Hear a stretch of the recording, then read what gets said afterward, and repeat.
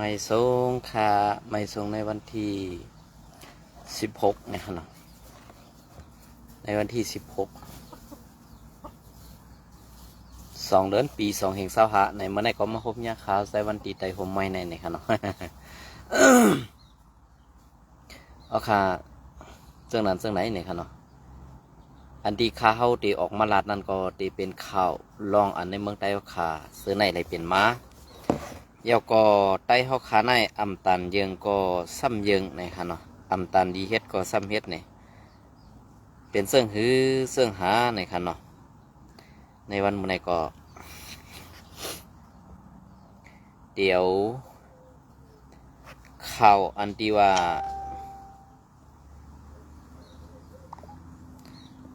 อ่อนยิงอ่อน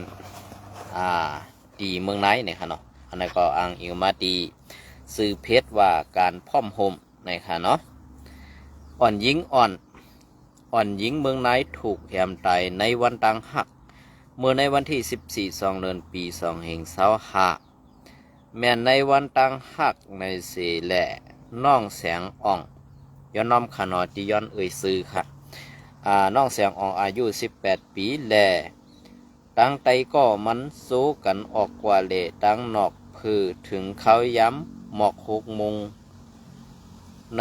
หมอกหกมองไตก็มันสู้มือมือมือแลถึงกลางไหนมาไล่ทบหันเป็นตูตายไว้ไล่หู้ซ้อมว่ามันนังในอยู่ในเว้งเมืองนายปอกอูเย็นภายตกเลตนากัดหลงเมืองนายเสในวันนั้นปอมันนางอยู่แหล่ไตก็มันมือหับมันนางออกมาแหล่มือหูคำ5 โมงนั่นเส6 โมงในไตก็มันตีปอกมือเย่าแหล่มันนางซ้ำไปไข่ปอกมือในเสไตก็มันสั่งมาส่งตีป้ามนำมันตี1ในเวงเมืองในนั่นในเย้ากวนเมืองพื้นที่ลาดเนว่าภายเศร้าหน้าตีเขาแซดตัวในCCTV นั่นเตไล่หันกาอันมาหับมันนางนั่นเป็นกาก็ร้องสีขาวมาหับตีปั๊มน้ำมันนั่นสิขึ้นเข่ากว่าในเวงเมืองนายในแลแลบตีขึ้นโจกันกว่าเลเคทีวีดีเวงน้ำสังว่าไหนอันมันนางถูกแหมตายในเป็นตีหิมตั้งเข่าวันตนตีภายเหนือวันน้ำซุกนั่นตีหิมในก่อซึกนายอยก่อไปยามอยู่หิมนั่นกุยปอเป็นกาพาเต้ซึกนายอยเขาก็แลบเตยินเสียงมันอยู่แลบถูกป้อตายทางต่างตีเสม้าแปดไว้ว่าไหนขาดล้ำว่าก็อันขี่กา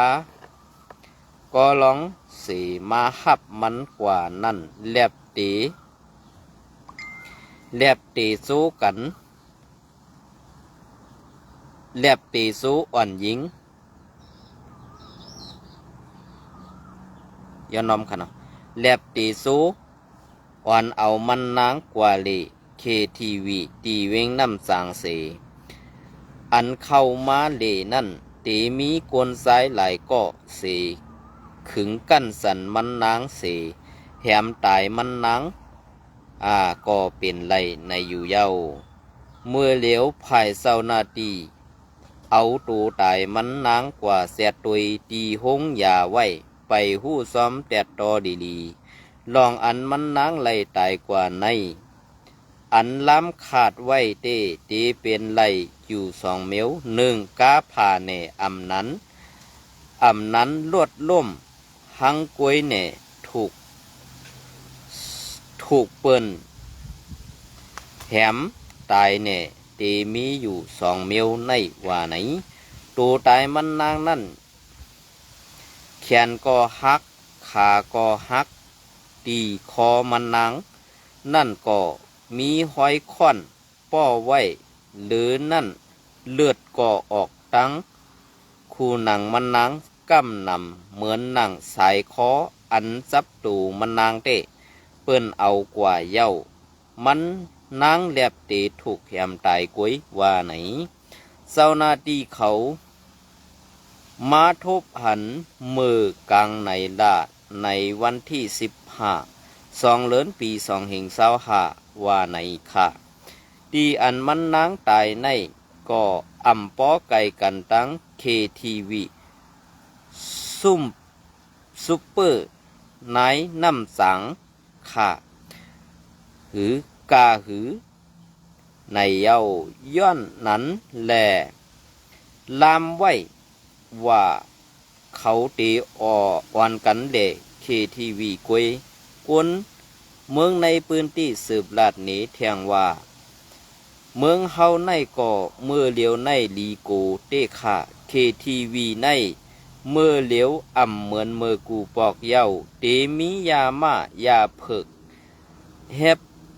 ฮปปี้วอเตอร์เคตามินมีกูเมียวเย้าค่ะก้าขายหลอดแล้วอ่ำมีเผอตีหยอบเหมือนหนังในเวงเมืองนายก่อซึกมานก่อ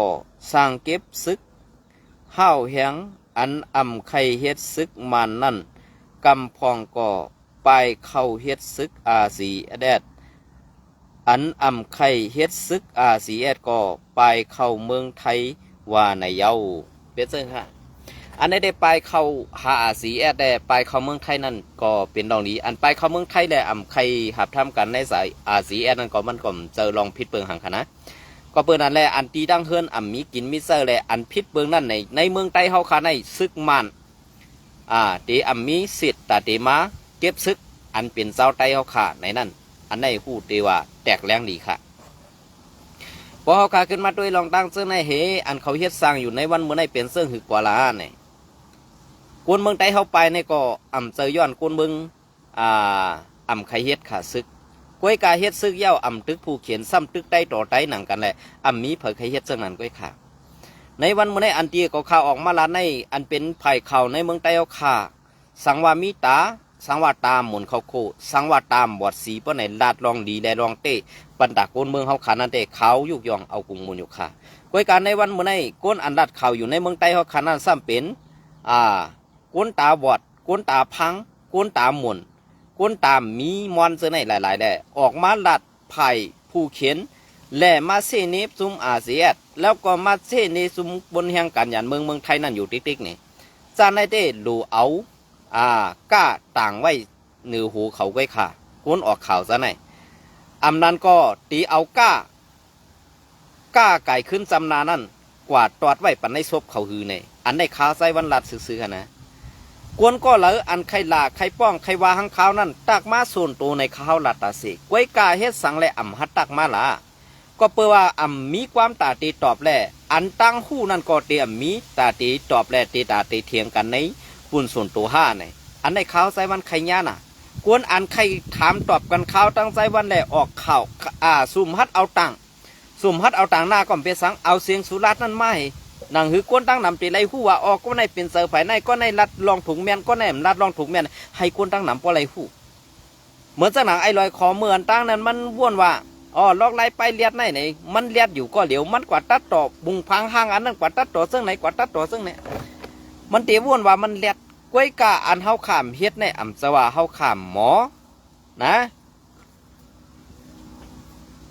อ่ำจะว่าเฮาขามหมอกล้วยกะอันเฮาขาอ่ำเฮ็ดในเฮาขามใครกว่าเอาก้อนหนึ่งแหละก้อนหนึ่งมาเฮ็ดจื่อเสียงเฮาซ้อมเอาแทงปุงพังหางก้อนนั้นมาต่างลงจำเฮาหนังหือเปิ้นตีหันพิษก้อนนั้นนี่เฮาขาตื้มใครเฮ็ดขามเดียวนั้นก้อนนั้นแหละเอาปุ่นส่วนตัวเฮาขาต่างลงก็เดียวลาดก็เหลียวพิษก็เหลียวถูกก็เหลียวให้กวนเมืองตัดสินให้กวนเมืองเป็นก็ปันแห้งอันไหนที่ลีเขา กวยกาเพราะเป็นซุ้มไผ่เข่าอันอยู่ไผ่ตั้งห้องว่ะไผ่ตั้งซ่านว่ะเนาะคำพ้องในใส่ซื้อเพชรว่าหญิงสาวใต้ปอดซ่านว่ะหญิงสาวใต้ปอดห้องว่ะคำหนึ่งผู้สืบเจอคือคุณว่ะไอ้ร้อยคอว่ะร้อยคอน้องหมูว่ะอีสังอีสิงลายก็หัวเนาะสันในก็หูก็มีหางก็มีหูเต้มีอยู่ก็สัมมีขนอยู่หูเขานั่นเนาะ หูเขาสัมมีขนนั่นน่ะลายว่าคำฮัดเอาตังลงนาเพชรบุกเขาจะไหนซ้ำใครลาซ้ำใครว่าซ้ำใครต่างเขาเส้นนี้ก้วยกาว่าเขาเส้นในอันเฮ็ดจังนั้นเขาตื้นอ่ำลาดลองถูกแม่นเขาใครกว่าลากว่าว่าหังเปิ้นเส้นในก้วยกาเป็นก้นอันเฮาหู้ซักแลมืดกื้อแหละเขาใครลาเฮาแหละเขาฮัดล่ะเฮาหลุดซ้ำด้วยความลาดเขาอันมือเขายำลาดต่อเฮาเหมือนเสื้อหืออันเขาหลักกว่าลาเฮานั่นเป็นเสื้อหือเนี่ยเฮาซ้อมด้วยในก้อยเขาหู้ค่ะนะมียิ่งก้อหนึ่งอันนั้นก็เหมือนตั้งมันยำเอาโผเป็นเขาเป็นลูกปีลูกน้องกันเนาะโผมันเป็นลูกปีลูกน้องกันกำไรมันกว่าเลี้ยนผูน้อยกว่าเลี้ยนผูน้อยแล้วก็เลี้ยนผูว่ากะเฮ็ดอู้อ่ะกะเฮ็ดการกลางคืนที่เจ้ามันกว่าเฮ็ดการกลางคืนได้เจ้าค่ะนะกำไรลาดว่าผูมันลุกมันก็ต่อก็ยาวกำไรห้ามมาลงตังพิธีเฮาห้ามมาลงติดตังพิธีกับข้าใส่มันมือเมื่อกว่าปันเปิ้นหยอบโย่อยู่นั่นเฮียงม่ม่วนไหลว่าเปิ้นตีเป็นเสื้อนั้นว่าตีว่นไรเสื้อไหนเนี่ยเฮียงเมื่อห้ำว่นล่ะกำในสมัยเฮ็ดเพชรปลอมเฮ็ดติ๊กตอกปลอมมาหาลาเขาในกำใครเฮ็ดลองตังแกกนั่นเพราะเขาใครเฮ็ดได้อิดง่ายกว่ามันหยาบสังเมืองไทยในมะเขียวนะกำโหลได้ติดเคาะกำโหลได้ตัวเคาะสังกวยกาเกาเฮ็ดกว่าเย้าเกาซ้ำไรสังมาล่ะสู้ตายกว่าเย้าเกาห้อมขึ้นผ้าเนี่ยอันไหนกวยกำใครเฮ็ดกวยกาสู้อย่าปีมายุงซ้ำเก่าสู้อย่าปีมาเกาซ้ำเก่าสู้อย่าปีมาเฮ็ดเมือกซ้ำเก่าเกาอ่ำใครเฮ็ดเมือกต่อสู้เพราะสู้อยู่ไรก็อยู่กว่าหังสู้กำกว่ายุ่งเกี่ยวซ้ำสู้ใครเฮ็ดสังเฮ็ดกวนใจในใครเอามาวันปากก็กำว่าสังหังสู้เมื่อสุ่มใจปีน้องเก่าเย้านะเมื่อสุ่มใจปีน้องก็เมื่อสู้ตัดขาดก็เป็นปีเป็นน้องเย้าดีว่นว่าเกาตึกกว่ามาดสู้กว่าซ้ำขี้ซ้ำแขนซ้ำบาหังสู้เนี่ยกำเฮ็ดเย้ายุ่มก็ละนะเสื้อในก็ผากถึงเหมือนตั้งหนังนั้นยิ่งอ่อนเฮาคาในเมืองใต้นั่นในเมื่อเดียวเปิดอันเมียนพ่องไข่เจาะไข่เหล่อันมีเงินมีคำอันอีรอได้ใส่หาหลีกลางค่ำกลางคืนอันไรใส่คำตู้คำปลอมเต้นนั่นก็อันไรใส่คำตู้คำปลอมมีกว่านั่นก็มันตีเฮ็ดให้มันตีเฮ็ดจังหือค่ะมันตีเฮ็ดให้เปลี่ยนรองตั้งอันมันตีปัดคอเฮาไว้ผู้หลักกวนโจรกวนจิตหินยานำมาเลืองมากวนอันตีอันใครกินซ้ำใครกินอยู่กวนกวยกะอันตีซื้อแหลกลายมานั่นซ้ำอันมีอันไหนเขา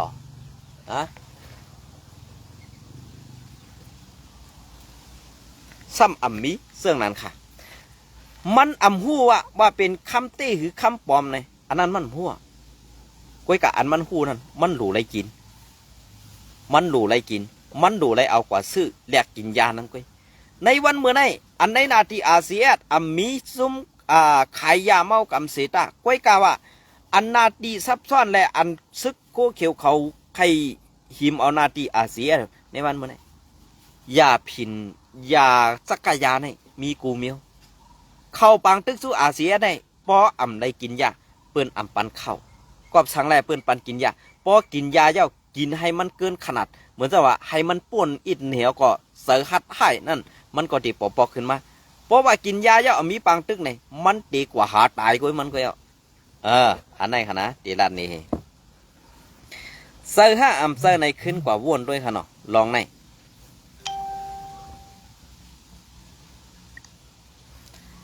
ใครปากถึงอ่อนยิ่งเอาเขาในเมืองไต้นั่นอย่าไปยุ่มเผลออะไรง่ายๆค่ะในวันเมื่อไหร่นะอย่าไปยุ่มเผลออะไรง่ายๆค่ะในวันเมื่อไหร่ก็นั่นแหละอันที่ว่าเขายุ่มเปิ้นง่ายอันเปิ้นว่าอาศัก13 14 15 16ไงตึกแมนพองเมาน้ำนมไหนเขาว่าเป็นนางยิงเขาเนาะตึกแมนพองหลอกง่ายมันไหนเขานะอันนั้นก็ผากไว้ปันพอมีพี่น้องเขากูไล่ทบตั้งหยาบผืดกูไล่ทบตั้งใหม่อันเมื่อเดียวในห้ำกวนเมืองเฮานั่นตาตีปล่อยมีลูกไว้หนึ่งก้อนนั่นก็หยาบเตะๆค่ะในวันมื้อนี้ เลี้ยงลูกใหญ่มามี2ก็3ก็ซ้ำอำไรใส่กินแห้งมันตาตีเทียงแห้งปันไอเมือกไอเรื่องเขาเจ้านั่นแหละกวนเมืองใต้เขาขาไหนตีอ่ำปันมีลูกน้ำเย้าค่ะเมื่อเดียวนี่นะเกิดออกมาเลี้ยงอย่างมาเย้าทางตีไรใส่กินได้ไปกินแห้งเขาอ่ำไรกินอย่างมากกาสูงมาหาขบ6 ขบป้อหาขึงตั้งเอากว่าขายกินกาเอาเลียกเงินมาเสื้อใส่ในตังเมือกเขาเฮ็ดในอยู่ติ๊กๆต่อก้นเมืองเขาค่ะแหละมันอ่ำมีเผือ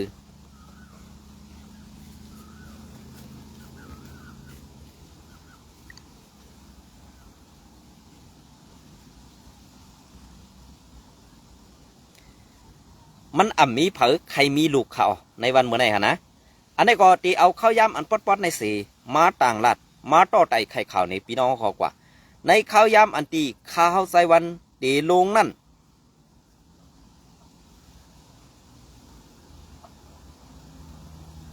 ตีลงไว้ปานนั่นตีเป็นข้าวยำ